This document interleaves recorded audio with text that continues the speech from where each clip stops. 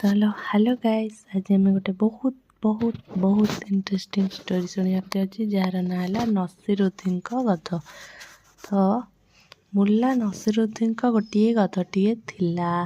से गध को बहुत गेला करुथिले। थरे कण होइछि, मुल्ला गाँ को जड़े आसिले फकीर। तांकठारू शिक्षा लाभ करने लोके गाँ लोक सब गले। ता भितर थिले मुल्लांकर स्त्री। से फकीर कहले, तुमे माने जहाको भल पाउच ताकू बंधन रे बांध नहीं, ताकू मुक्त कर दियो। जदि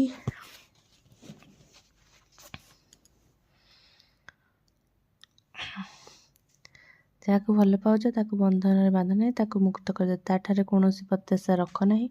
तुम भल पाइबा निश्चित हेउ। जदि तुम भल पाइबा स्नेह खांटी होइतिबो, तेबे से गंभीर बंधन ताकू तुम आड़ को भिड़ी आनिबो।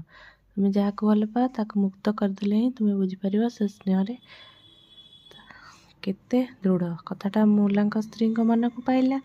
से कहले, मुल्ला तुमे जदि गधटू भल पाओ ताहले ताकू छाड़ी दियो।